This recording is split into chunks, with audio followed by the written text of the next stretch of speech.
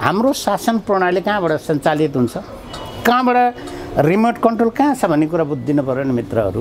चीनको यस्तो किसिमको भूमिका चाहिँ कहीँ देखा पर्दैन, तर यो अलिकति नेपालमा कता कता नजानिदो तरिकाले अस्वाभाविक भयो कि भन्ने तर्फमा म सङ्केत गर्छु। तर एकता जोगाउन महत्त्वपूर्ण भूमिका चीनको छ भनेर भनिएको छैन। किन? विगतदेखि तपाईँ नियम किन कुनै देशको कुनै पार्टी एकता जोगाउनको लागि कुनै राजदूतले भूमिका निर्वाह गर्ने? झगडा भएको बेलामा आएर संलग्नता देखाउनु भनेको भारतको रको एजेन्डा आयो होला या सम्बडी आएर गर्ने कुरा चाहिँ चन्द्रशेखर आएर 46 सालको आन्दोलनको परिवर्तनको भूमिका आयो होला इत्यादि कुराहरूको तर्फ सङ्केत नगर्नुहोस्। तर मैले साइलेन्टली भनिरहेको छु, सकारात्मक तरिकाले भनिरहेको छु कि जब जब नेपालको राजनीति मोड परिवर्तनको मोड आउँछ त्यो बेलामा भारतको भूमिका अग्रपङ्क्तिमा आउँदछ, सक्रिय भएर आउँदछ। यो त जाहेरै चिज हो नेपालको 7 सालको। अनि त्यसपछि गएर 15 सालपछिको पञ्चायती शासन प्रयोग गर्दाखेरि नेपालको विरुद्ध हाततिर उठाएर 2/3 सरकारले नेपाल विरुद्ध लाग्दाखेरिमा पनि त सायद तत्कालीन भारतका शासकको भूमिका त रहेकै हो त। केपी ओलीले सरकारको नेतृत्व गर्ने, दल सम्बन्धी कुरामा नेपाल कम्युनिस्ट पार्टीको सङ्गठनात्मक सुदृढ त्यसलाई सञ्चालन गर्ने, नेतृत्व गर्ने भने त प्रचण्डलाई यिनीहरूको मौखिक सहमति छ नि त। अब दुवैले एकअर्कालाई सिद्धाउन कोसिस गर्नुभएको छ। अब एउटै पार्टीको दुईटा अध्यक्ष बीच भनाभन हुनु अथवा आरोप प्रत्यारोप लाउनु, भ्रष्टाचारको अभियोगै लगाइदिनु, अब यसले के सङ्केत गर्छ सर? यो भ्रष्टाचारको आरोप लगाउने भनेको त यो त आफूपट्टि केही कमी कमजोरीको बेलामा अर्कालाई आरोप लगाइदिने हो।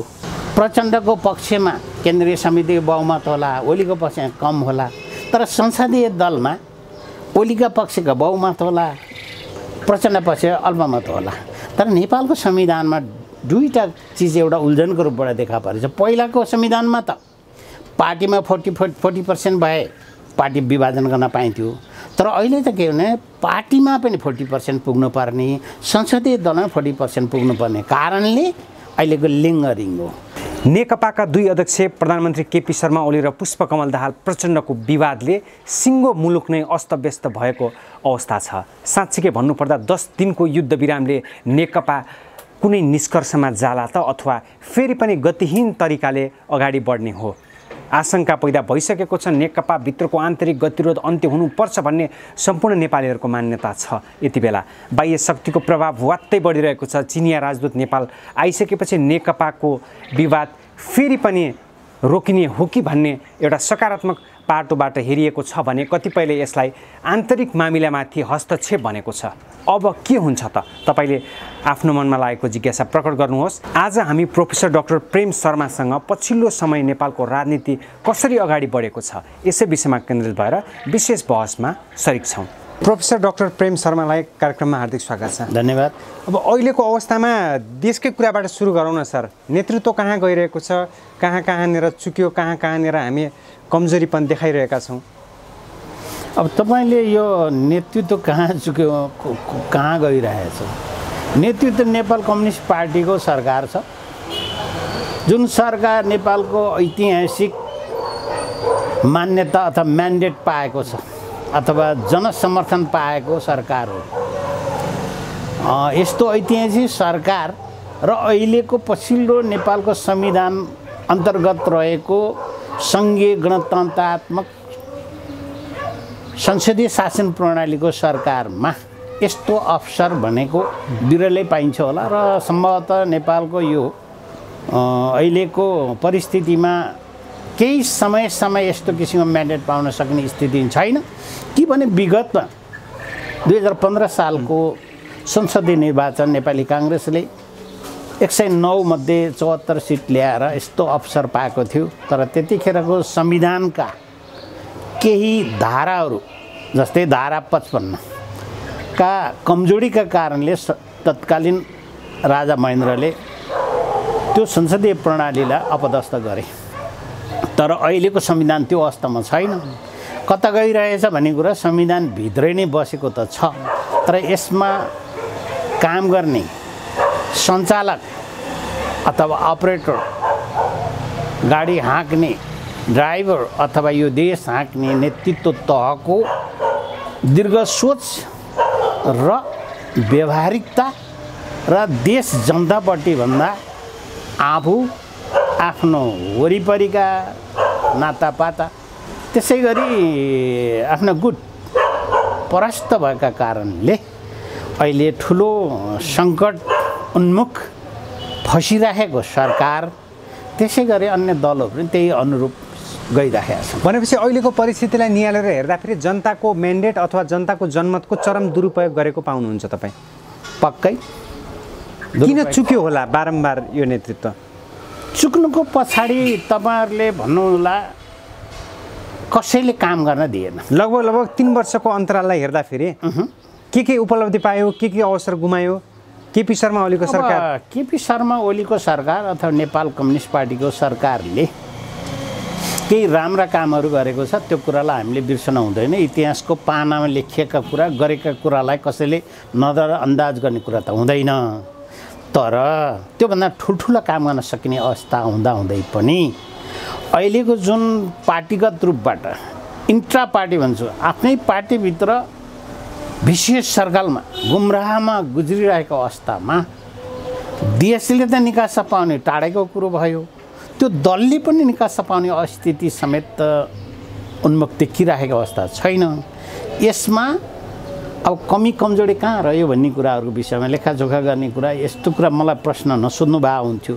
किन भन्दा यो देशमा न सिद्धान्त, न शासन प्रणाली, न व्यवहारिकता, न जनताको चासो अथवा जनताको सरोकार, आधारभूत आवश्यकताको प्रति संवेदनशील उत्तरदायी भएको शासकको अभावको अवस्थामा हामीले कतिचोटि भने तपाईँहरू जस्तो मिडियाले कति कोट्याउने, कोट्याएर यो थाउनु कुट्या जस्तो तपाईँ लौराले थाहा नहाले कुनै रेस्पोन्स हुन्छ। त्यस्तै किसिमको अवस्थामा यो देश गुज्रिरहेको अवस्था छ। तर सधैँ यस्तै थाउनु कुट्ने अनि यो थाउनु रहेछ भने थाहा पाइन्छ होला, सञ्चार माध्यमले पनि थाहा पाउँछ होला। यहाँका नागरिकले अथवा जसले मतदान गरेर यो सरकारलाई त्यो पदमा, त्यो अवस्थामा पुर्याए, त्यो शक्तिमा पुर्याए, उहाँहरूले पनि सायद आँखा खोल्नुहुन्छ। त्यसपछि सम्भवतः अनि नयाँ प्रणाली त नबनाउँ, नयाँ नेतृत्वको चयन, नयाँ दलको व्यक्तिको चयन उन्मुख हुन्छ होला, त्यतिसम्म आशा गर्दछु। ठ्याक्कै सर, गणतान्त्रिक नेपालको 13-14 वर्षपछि हामीले अहिलेको घडीमा जसरी अगाडि बढिरहेका छौँ, यो समयलाई हामीले पुरै खेर फाल्यौँ भन्दा फरक हुन्छ कि हुँदैन? हामीसँगैका मुलुकहरू कहाँ पुगे, हामी कहाँनिर छौँ भनेर हामीले सिंहावलोकन गर्ने अवस्था आयो कि आएन यति बेला? यो आवश्यकता आयो। तपाईँको प्रश्नमा अलिकति म करेक्सन गर्न चाहन्छु। गणतान्त्रिक शासन प्रणाली भएको 14-15 वर्ष त होइन, तर जनआन्दोलन पछिका यो दलीय शासन प्रणालीको पुनर्स्थापना भन्छु म। 2046 साल पछिको आन्दोलन 47बाट जुन विधिवत नेपालको संविधान 2047 अन्तर्गत जुन संवैधानिक राजतन्त्र र 10 वर्षे द्वन्द्वको समय, त्यसमा पनि सन्तोष नभएको कारणले 10 वर्षे द्वन्द्व, अनि पछि गएर 62-63 को आन्दोलनपछि बल्ल गणतन्त्र, अर्थात् 63 साल पछाडिको गणतन्त्र। 63 साल पछि गणतन्त्र भन्नाले धेरै समय त भएको छैन, तर गणतन्त्रले यस्तो किसिमको अपेक्षा गरेको थिएन होला, त्यस अनुरूप उपलब्धि भएन भन्ने कुरामा सायद हामी प्राज्ञिक क्षेत्रमा काम गर्ने व्यक्ति, एउटा राजनीतिशास्त्रको विद्यार्थी र अलिकति सञ्चार क्षेत्रको मा पनि केही काम गर्ने, लेखपढ गर्ने व्यक्तिहरूको लागि निराश हुनुपर्ने त नभनौँ, तर त्यति खुसी हुनुपर्ने वातावरण देखा परिरहेको छैन। त्यसै कारणले हामीले के उपलब्धि गऱ्यौँ? एउटा कुरा, अहिलेको 21औं शताब्दीमा सक्रिय राजतन्त्र अथवा राजतन्त्रको उन्मूलन हुनु स्वाभाविक थियो, भयो। अर्को, अहिले केपी ओलीको सरकारले एउटा ऐतिहासिक काम गरेको कुरो म स्मरण गराउँछु तपाईँका दर्शक लगायत सञ्चार जगतलाई। त्यो काम के गरियो भन्दा, कुनै समयमा हामीले आफ्ना कमजोरीका कारण हाम्रो भूभागलाई, भारतले प्रयोग गर्न दिएको भूभागलाई हामीले बिर्सेर हाम्रो नक्सा अनुसार हामीले शासन गरिरहेका थियौँ।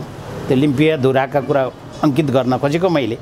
अहिले त्यो नेपालको नक्सामा अङ्कित भएको एउटा सार्वभौम सत्ता सम्पन्न संसदबाट बहुमत मात्रै होइन, सर्वसम्मत तरिकाले जुन यो संविधानलाई नमान्ने तराईका केही ग्रुपहरू अथवा सोकल दलहरूले समेत समर्थन गर्दाखेरि एउटा ऐतिहासिक मोडमा ल्याएको कुरो हामीले बिर्सन हुँदैन। तर समय घर्किँदै जाँदा पछिल्लो समयमा त फेरि प्रधानमन्त्रीले त पाठ्य पुस्तकबाट हटाउने कुरा गर्नुभयो। शुभकामना सन्देशमा त्यो नक्सा आउँदै आएन, चुच्चे नक्सा। यी सबले गर्दा त्यो सब नक्कली राष्ट्रवाद थियो भन्ने पनि छन् नि त यति बेला धेरै। अब त्यो के अरे नक्सामा हाम्रो भूभाग इन्करेज गर्दा राष्ट्रवाद हुने, त्यो नहाल्दा या राष्ट्रवाद नहुने भन्ने कुरा होइन। राष्ट्रवादी त को छ र यहाँ? तपाईँले कसलाई सङ्केत गर्न खोज्नुभएको? त्यो मैले त्यति राष्ट्रवादी देख्दिनँ। यो खाओवादी माओवादी केवादीहरू भ्रष्टाचारवादी यिनीहरूको जन्जालको अहिलेको परिस्थितिमा हामीले त्यस्ता कुराहरू तफसिलका कुरा र हाम्रो देशमा सञ्चार माध्यमलाई म के भन्न रुचाउँछु भने यसरी फेरि त्यसमा अलि ह्रास आयो, के अरे संशोधन गर्नु पऱ्यो भन्ने कुरा यहाँले छास्छ भन्नुभयो नि, सङ्केत गर्नुभयो। हाम्रो शासन प्रणाली कहाँबाट सञ्चालित हुन्छ, कहाँबाट रिमोट कन्ट्रोल कहाँ छ भन्ने कुरा बुझिदिनु पऱ्यो नि मित्रहरू।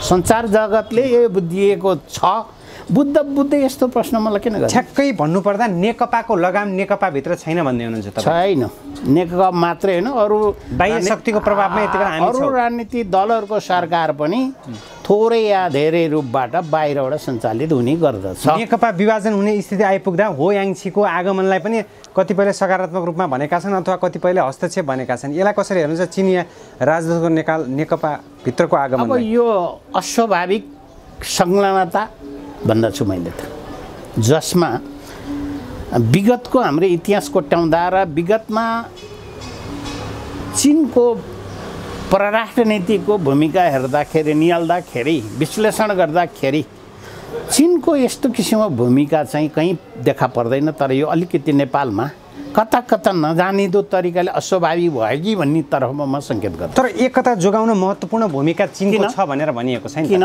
विगतदेखि तपाईँ निहाल्नु। किन कुनै देशको कुनै पार्टी एकता जोगाउनको लागि कुनै राजदूतले भूमिका निर्वाह गर्ने होइन? यहाँले आफै भन्नुभयो नि त नेपालमा त बाह्य शक्तिको प्रभाव छ भनेर। बाह्य शक्तिको भूमिका रहन्छ भनेर मैले त्यो भनिराखेको छु कि जबकि फिजिकल्ली उपस्थिति भएर यस्ता कुरामा यो आन्दोलनलाई सप्रेस गर्नमा त्यस्तै गएर 46 सालको आन्दोलन, नेपाल विरुद्ध लगाइएको ब्लकेट नाकाबन्दी, त्यो ट्रेड र ट्रान्जिटको सम्झौता अथवा सन्धिको लाई नवीकरण नगरेर लगाएको नाकाबन्दीको प्रेसरका कारणले पनि त नेपालमा परिवर्तन आएको छ।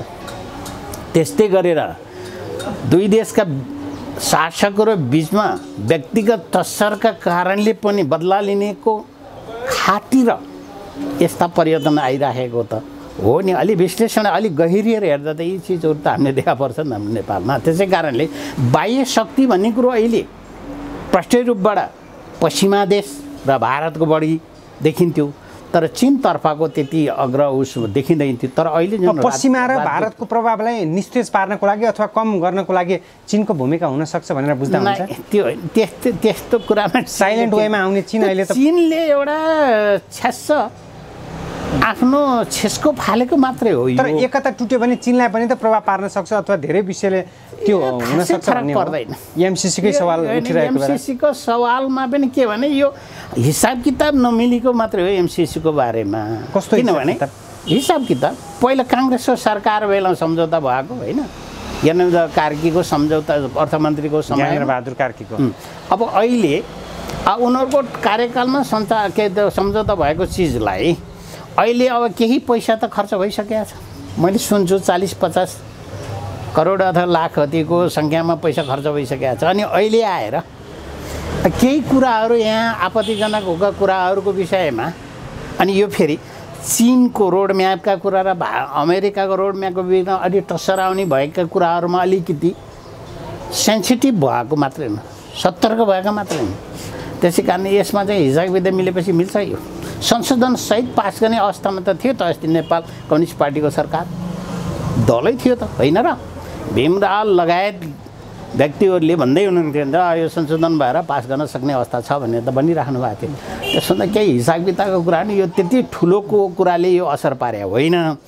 तर यहाँले के विचार गर्नु पर्यो भने सञ्चार माध्यमले के थाहा पाइराख्नु पर्यो भने अहिलेको सरकार मात्रै होइन, यहाँ देखा परेको 4वटा दल है, हिजो 4वटा दल आज नेपाल कम्युनिस्ट पार्टी, नेपाली कङ्ग्रेस अनि राप्रपा अनि यो सङ्घीय समाजवादी दल होइन, यिनीहरूको बिचको अवस्थाको विषयमा तपाईँले विश्लेषण गर्नुहोस्, चरित्र हेर्नुहोस्, पृष्ठभूमि हेर्नुहोस्, राजनीति संस्कृति हेर्नुहोस्, कसरी यिनीहरूको इभोल्युसन विकासक्रम कसरी आइरहेछ भन्नेतर्फ हामीले सङ्केत गऱ्यौँ भने अथवा त्यसलाई मूल्याङ्कन विश्लेषण गऱ्यौँ भने धरातली यथार्थ त थाहा हुन्छ। त्यसै कारण यो अवस्थामा कुनै आश्चर्यजनक चिज भइरहेछ नेपालमा, स्वाभाविक चिज भइरहेछ नेपालमा।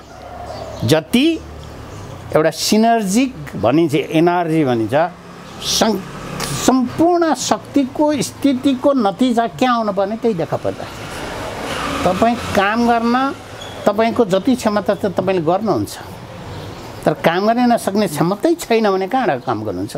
सापट्टि किन सापट्टि वैशाली किन कुरा गर्नुहुन्छ? अहिले कुनै पनि दलमा 2टा नेतृत्व भन्नेको कहाँ हुन्छ? वैशाली होइन। अझ मिलिजुली सरकार भने के हो? वैशालीको सरकार होइन। आफ्नो खुट्टाले उभिन नसकेपछि वैशालीको सहारा हुन्छ। त्यस्तै गरी जब एउटाको सकल नेतृत्व, सबल नेतृत्व, क्यारिजमेटिक नेतृत्व नभएको अवस्थामा सर्वदलीय हुने होला। एउटा दलले राम्रो अथवा एउटा व्यक्तिले राम्रो नेतृत्व हाँक गर्न नसक्ने अवस्थामा सायद सामूहिक नेतृत्वको कुरा गरियो होला। बडा गाह्रो छ। अब अहिले त्यसकै नतिजा ब्याज असुल्दै हुनुहुन्छ प्रचण्डले? पक्कै। उहाँ पनि फेरि प्रचण्डजी पनि बुढा अहिले अब तपाईँले कोट्याउनु भयो। यस्तो नेताहरूको विषयमा मलाई कसैको व्यक्तिगत अथवा इन्टिग्रिटीमा कुरा गर्न मन लाग्दैन। ठ्याक्कै प्रचण्डको आवश्यकता हो अहिलेको समयमा। नेतृत्व त हो, नेता उहाँ पोलिटिकल नेता त होइन नि। उहाँ के भने हिट एन्ड रन नेता हो। उहाँ हिजो सङ्घर्ष हान र भागाका हिजो त्यो बेलाको 10 वर्षे द्वन्द्वको बेलाको नेतृत्व गर्ने व्यक्ति र राज्य चलाउने व्यक्ति अलिक गाह्रो हुन्छ नि त हो। फिनिस एन्ड रुलको नीति हो उहाँले अवलम्बन गरेको। त्यसो त फिनिस एन्ड रुल भने म अलि भाषा त बुझ्दिनँ है। तर कुरो के हो भने उहाँसित राज्य सञ्चालन गर्ने कला छैन। उहाँ चातुर्यमा चाहिँ चौपट हुनुहुन्छ। यो देशमा 3टा पार्टीको आफ्नो कला छ। नेपाली काङ्ग्रेस भोट ब्याङ्क छ, यिनीहरूको निकै धेरै आस्थाका भोटर्सहरू छन्। पहिला नेकपा एमाले भनिन्थ्यो, त्यसको चाहिँ सङ्गठनात्मक क्षमता अत्यन्त राम्रो। अहिले त्यो सायद त्यता प्रवेशै गरेका छैन। यिनीहरूको युनिफाइड, सोकल युनिफाइड भने तापनि अहिले भएको छैन। अब माओवादीको, तत्कालीन माओवादीको भन्छु, अहिलेको ठिनामिनाका पार्टीलाई म माओवादी भन्दैन।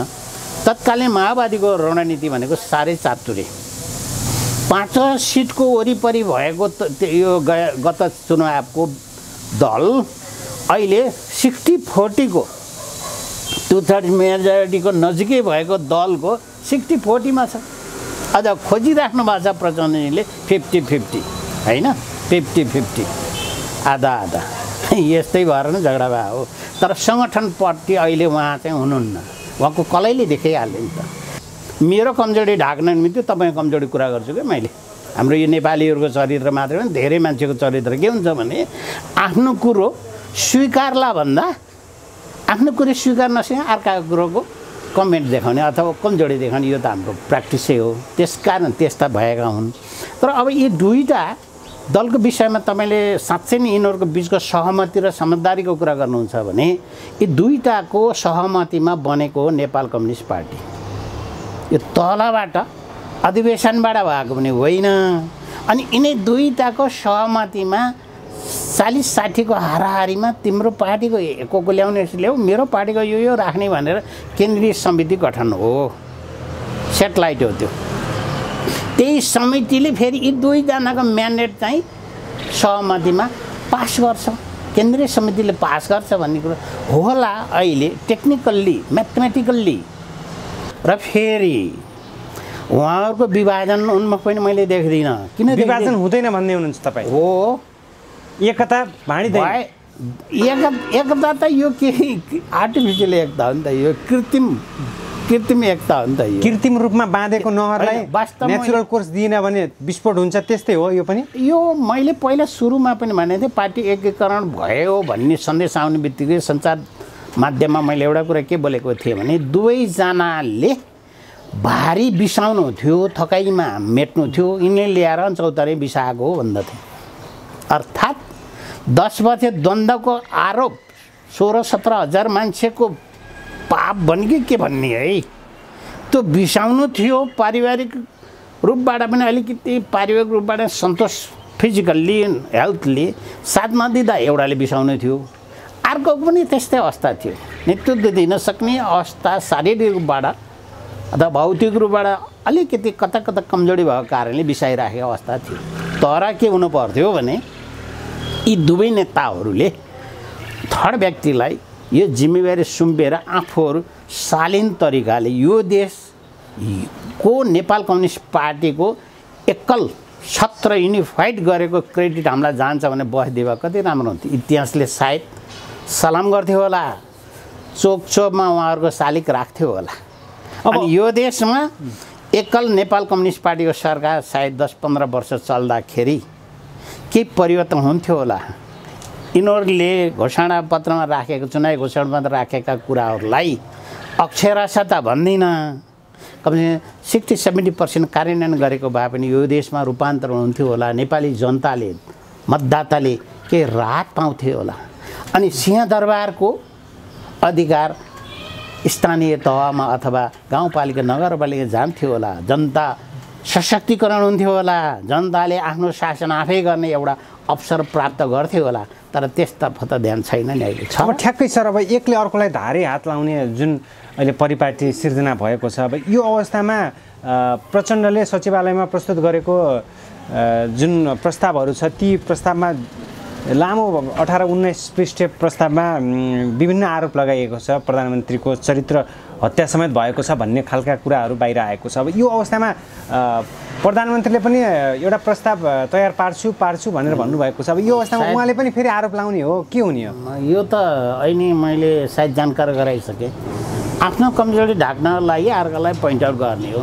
यसो देखाउँदा मेरो 3टा औँलाले मतिर देखाएर एउटा औँलाले तपाईँलाई देखाएको छ, एउटा औँलाले आकाशतिर देखाएर, यो चाहिँ नजान्ने कता हो। यो एउटाले तपाईँलाई देखायो, मलाई 3टा मतिर आउने हो। यो अर्थ बुझ्नुहुन्छ भने त्यसको विश्लेषण बुझ्नुहुन्छ भने ल। र कुरो के हो त भन्दा उहाँहरूले यो देशमा राज्य गरिराख्नु भएको छैन कि, उहाँहरूको स्वार्थ कहाँ हो? पदीय स्वार्थ न हो के? 5 वर्ष धैर्य गर्न सकिँदैन अथवा 4 वर्षको कार्यकाल हो भने 4 वर्ष धैर्य गर्न सकिँदैन। र उहाँहरूले त यति पनि भनिसक्नु भएको छ, 5 वर्ष म्यान्डेट नेपाली जनताले नेपाल कम्युनिस्ट पार्टीले दिएको हो। त्यस अनुरूप नेपालको संविधान अनुसार केपी शर्मा ओली प्रधानमन्त्री बनेकै हो र बिचमा खचपच हुँदा गएको मङ्सिरमा अब 1 वर्ष आयो। यो उहाँहरूको बिचमा एउटा समझदारी के भएको छैन, पार्टी सञ्चालन प्रचण्डले गर्ने, सरकार सञ्चालन भने केपी ओलीले गर्ने भने फेरि केपी ओली सिङ्गापुर कि कता जाँदाखेरि त्यो जानुभन्दा अगाडि त्यो समझदारी भएको थप रिइन्फोर्स भएको भन्दछु म, त्यो थप समझदारी भएको। अब यहाँबाट के हुने हो? यिनीहरूले काम गर्ने ढङ्ग छ र यिनको छैन। काम गर्ने ढङ्ग नभएपछि आँगन टेढो रहेछ, नाच्न मैले अलिक कर पाइनँ भने जस्तो मात्र। अब तत्कालको लागि यो विवाद टरेको छ सर, 10 दिने युद्ध विराम भनिएको छ। टर्ने हो यो, टर्ने भन्ने कुरा कसरी टर्छ? तपाईँ फुटेको ऐनालाई प्लास्टिक लगाएर काले हेरेर तपाईँ अनुहार कस्तो देखिएला विचार गर्नुहोस् न, त्यस्तै हो। एकछिन टरेर कहाँ हुन्छ यस्तो? यो भित्र फुटिसकेको छ। अनि अहिले मैले जानकार गरेँ, सङ्गठन खोइ युनिफाइड भएको भने त तल वडा तहसम्म युनिफाइड भएको किसिमको सन्देश, त्यो किसिमको संरचना हुनु पर्यो नि त। भनेपछि 10 दिने युद्ध विरामपछि हुने पनि यस्तै हो। युद्ध विराम भन्ने पनि कस्तो युद्ध विराम भयो भने यसको निकासै नपाइने जस्तो युद्ध विराम हो यो। वर्थलेस सिज फायर हैन? वर्थलेस सिज फायर हो, निकासै व्यर्थको सिज। 10 दिनमा ठ्याक्कै केही पनि हुँदैन नेपालमा। के अरे रातिको 12 बजे केही हुन्छ नि नेपालमा, त्यो दिनको 12 बजे केही पनि हुँदैन। हेर्दै जानुहोस् यिनको राजनीतिक चरित्र, पृष्ठभूमि, संलग्नता, स्वार्थ र अहिलेको परिस्थितिमा उहाँहरूले एक्ट गरिरहेको काम गरिरहेको स्थिति उहाँहरूले व्यवहार गरिरहेको स्थिति एकले अर्कालाई सिद्ध्याउने भन्ने तपाईँले शब्द तपाईँकै शब्द मैले प्रयोग गरेँ माफी माग्दछु त्यस्ता कुराको क्रियाकलापले कहाँ गए नेपाली जनता के हेरेका छन् अहिले त गाह्रो छ त नेपाली जनता कहाँ छन् अब हेर्नुहोस् त किन कर्तव्य विमूढ अवस्थामा छन् अब व्यवस्थाको परिवर्तन यो व्यवस्था काम लागेन भन्ने खालका आवाजहरू पनि गुन्जिन्छ नि सडकमा व्यवस्था ल्याउने हो राजावादीहरू पनि सक्रिय भएका छन् होइन राजावादीको ठम्याइ के हो भन्दाखेरि पुनर्बहाली हुनुपर्छ भन्दैछन् नि एउटा तुलना गर्दा कुनै पनि शासन प्रणालीको तुलना गर्दा के हेरिन्छ भने पहिलाको र अहिलेको बिचमा भिन्नता के भयो त्यो उहाँहरूले सोद्धाखेरि के भने राजतन्त्र भन्दा अथवा पञ्चायती शासन शैली भन्दा अथवा हिजोको संसद के अरे संविधान राजतन्त्रको सिस्टमभन्दा प्रणालीभन्दा अहिलेको सिस्टम चाहिँ खराब भयो भन्नु त स्वाभाविकै भएको हो त्यतिखेर नसकेको कुरो के भने माओवादी द्वन्द्व समाधान गर्न नसकेको र स्थानीय तथा राष्ट्रिय चुनाव गराउन नसकेको र त्यो बेलामा नेपालको संविधान 2047 अनुसार धारा 127 अनुसार तत्कालीन प्रधानमन्त्री शेरबहादुर देउवाले लगेर दरबारमा बुझाएका यी कुराहरूको विषयमा अलिकति फर्केर हेर्दा त त्यो बेलामा नै राम्रो उस्ता भएको नि त दस्तावेज त राम्रै थियो नि त्यो बेलामा अहिले जस्तो भद्रगोल के अरे यो निर्वाचन प्रणाली अहिलेको जस्तो डड्डु संविधान जसको विश्लेषण गरेर व्याख्या गरेरै साध्य छैन भनेपछि ठ्याक्क सर तत्कालीन समयमा माओवादी विद्रोहलाई व्यवस्थापन गर्न सकेको खण्डमा केही त्यस्तो हुने थियो अब एकचोटि इतिहासै होइन व्यवस्थापन त भइसक्यो त भएन र माओवादी शान्ति प्रक्रियामा आए क्यान्टनमेन्टमा भएका सेनाहरूलाई बाबुरामजीले डाक्टर बाबुरामजीले समायोजन गर्नुभयो बाबुरामजीको पनि त्यो क्रेडिट त बाबुरामलाई दिनु पऱ्यो नि हामीले होइन र धेरैलाई हेडेक थियो नि विद्रोह गर्छन् किनले भने हुन त सेना तिनीहरू कहाँ धेरै रहेनछन् 10-15 हजारको सङ्ख्यामा भएको 33,000 प्रचण्डले भन्दै हिँड्नुभयो होइन धेरै त रहेनछन् तर के भने त्यो समाधान भइसक्यो त्यसको त उल्लेखै नगरौँ क्यान्टनमेन्टको कुरा भ्रष्टाचार पनि धेरै उठेछ भ्रष्टाचार भन्ने कुरो त नेपालमा किनभने को पनिस हुन्छ र अहिले पनिसमेन्ट गर्ने निकाय भए पनि निकम्ब निकाय भएको अवस्थामा गुज्रिरहेको छ भने यस्तै अवस्थामा गुज्रिरह्यो भने ओलीले प्रचण्डलाई कारबाही गर्न सक्नु होला विभिन्न मुद्दाहरू बिउता आएर घेराबन्दी गर्न सक्नु होला कसरी कारबाही गर्ने उहाँले हिजो के गरेर बस्नुभयो र अब के गर्नुहुन्छ र उहाँले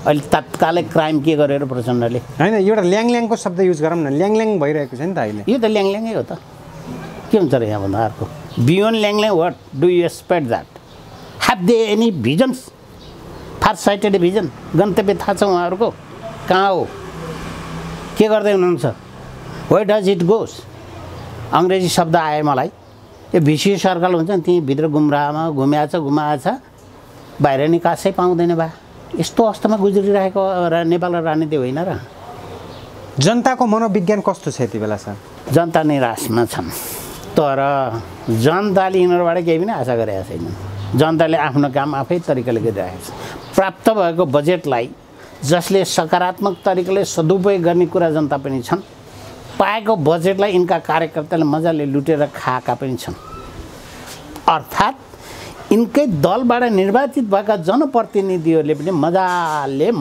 मनज्ञ तरिकाले डकारिरहेको अवस्था पनि छ जसको स्थितिमा तपाईँ नेपालभरि धेरै ठाउँमा हेर्नुहोस् मैले आफैले धेरै जिल्लाहरूभित्र गाउँपालिका नगरपालिका पनि अलिअलि काम गर्ने अवसर पनि पाइरहेको थिएँ अहिले यो कोभिडले गर्दाखेरि म झन्डै 8-9 महिना म पनि यो एउटा बन्देज गृहमा बसेको जस्तो अवस्थामा छु तर हेर्दाखेरिमा उहाँहरूले अधिकारभन्दा बाहिर गएको सुविधाहरू लिनुभएको छ अधिकारभन्दा बाहिर हाम्रो अनुसूची 8ले दिएको अधिकार स्थानीय तहलाई 22वटा अधिकार थप 15वटा साझा अधिकारको दुरुपयोग पनि गर्नुभएको छ उहाँहरूले त्यो अधिकार प्रयोग गर्नै जान्नुभएको छैन त्यसलाई आफूहरू सत्तामा अथवा पदमा हुँदाखेरिमा यसो भविष्यलाई पनि जो गरौँ भन्ने तरिकाले अगाडि चलेको अवस्था छ निकै ठाउँमा तर इमान्दार जनतापट्टि उत्तरदायी भोटर्सपट्टि उत्तरदायी भएका ठाउँका जनप्रतिनिधिले राम्रो काम गरेर पनि देखाउनु भएको छ अहिले नेसेसिटी इभिल्स भइसकेको छ विकास बजेट अथवा पुँजीगत बजेट खर्च गर्ने प्रणालीमा पनि परिषदै बस्न सकेका छैन। हेर्नुहोस् त 2 नम्बर प्रदेशको केही जिल्लामा 38वटा स्थानीय तहले अथवा गाउँपालिका नगरपालिकाले परिषदै राखेका छैन। के को म्यान्डेटले बजेट खर्च गर्ने हो? परिषद पास गर्न पर्दैन के? यो अराजकता हो। यही तरिकाले शासन प्रणालीलाई हामीले डेमोक्रेटिक लोकतान्त्रिक भन्दैन। अब लोकतान्त्रिक भनेको त जनताले अनुमोदन गरेको हुनु पर्यो नि त। जनताले अनुमोदन नगरिकन बजेट कसरी खर्च हुन्छ? पोहोर साल पनि 42वटा स्थानीय तहले परिषदै बस्न सकेका होइन, पासै गरेका थिएन बजेट। बजेट सबै फर्क्यो त। साधारण बजेट त कर्मचारीलाई दिने तलब भत्ता इत्यादिका कुरामा खर्च होला, तर पुँजीगत विकास बजेट त खर्च हुनु पर्यो नि त। खर्च लगानी नभइकन प्रतिफल कहाँ आउँछ? जब बजेटै फ्रिज हुन्छ, बजेटै पास हुँदैन, महालेखा परीक्षकले के गर्ला भोलि? अख्तियारले के कति काम गर्ला? यत्रो फोहोरको डङ्गुर मल केरा पकाउनुहोस् मित्र, गुन्द्रुक निर्माण गर्नुहोस् मित्र। तर यहाँ नेपाली जनता त्यस्तै केरा पकाउने र गुन्द्रुक खाँदेर डोकोमा गाडे जस्तो अवस्थामा नेपाली जनता हो, ब्याकिङ भइरहेको। अब अहिले सर ठ्याक्कै अबको सम्भावित कदम प्रधानमन्त्रीले चाल्ने कतिपयले अध्यादेश ल्याउनुहुन्छ प्रधानमन्त्रीले भन्ने कुरा पनि उठेको छ। नौलो कुरा र उहाँले पहिला पनि ल्याउनु भएन।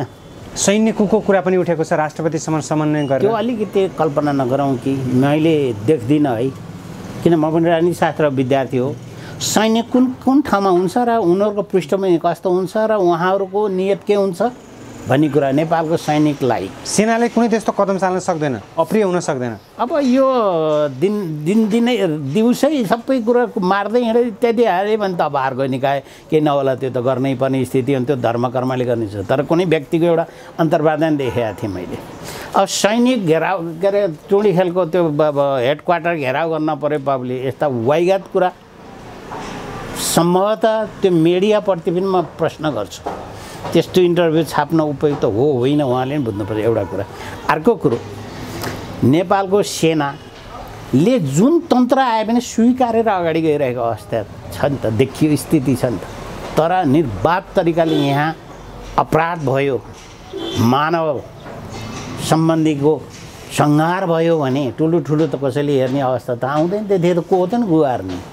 अझै एउटा माध्यम तपाईँहरू जस्तै त नभनौँ, तपाईँभन्दा सायद अलिक कमजोर खालको मिडियाले मैले होला, यो केही नेताहरू बोल्दै हुनुहुन्थ्यो, उहाँको अन्तर्वार्ता उहाँले पब्लिस गरेको पनि हेरेको थिएँ। अब यहाँ नागरिक सरकार बनाउनु पऱ्यो। के भने वो नागरिक सरकार? के हो नागरिक सरकारको प्रक्रिया? कसरी बन्छ सरकार? सरकार बन्यो भने त बाटो हुनु पर्ला नि, सिस्टम हुनु पर्ला नि। त्यसै जे धेरै अभियन्ताहरू नागरिक सरकारको पक्षमा जुटेका छन्। के हो अनि कसरी बन्छ भनिदिनुहोस् त मलाई।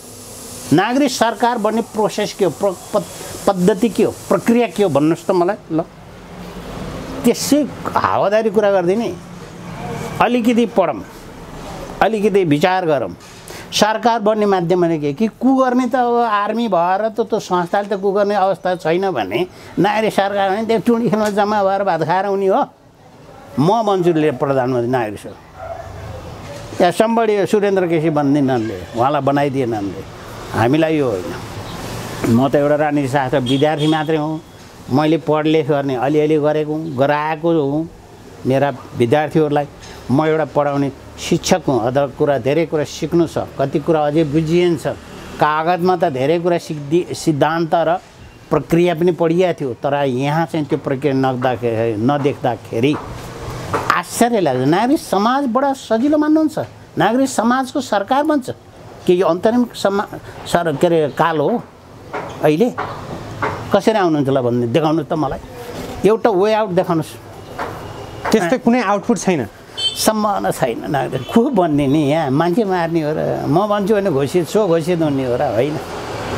यस्ता फन्टुस कुराहरू चाहिँ सम्भवतः विचार गर्नु होला, सम्भव छैन। ठिक छ सर, अन्तिम भागमा छौँ कार्यक्रमको। जाँदा जाँदै विश्व दुनियाँको भूगोलबाट हेर्नुभएका सम्पूर्ण नेपालीहरूलाई तपाईँ के भन्न चाहनुहुन्छ अहिलेको अवस्थामा? के अब एउटा कुरा त नेपाली जनताले धैर्य गर्न पर्यो। नेपाली जनताले अब विकल्प खोज्नु पर्यो। त्यो विकल्प भनेको संवैधानिक निकाय, संवैधानिक पद्धतिबाट भनेको अबको निर्वाचनमा सही नेतृत्वलाई अगाडि बढाउँ। अर्को कुरो हामीमा भएका मौजुदा संस्थाहरूले प्रजातन्त्रलाई स्थायित्व दिनको लागि प्रजातन्त्रले सही दिशा अगाडि बढाउनको लागि हाम्रा संस्थाहरूले आफ्नो ठाउँबाट प्रभावकारी भूमिका निर्वाह गर्नुपर्छ। त्यही नै मेरो सन्देश हो। म त्यही भन्दछु, वैधानिक बाटो त्यही हो र सचेत नागरिकले अब क्षणिक स्वार्थमा फसेर यस्तो नेतृत्व यस्तो तरिकाको पद्धतिलाई हामीले प्रोत्साहन गर्नु भएन भन्ने मेरो विनम्र अनुरोध हो। हस्, समय र विचारको लागि हार्दिक आभार प्रोफेसर डाक्टर प्रेम शर्मा। धन्यवाद।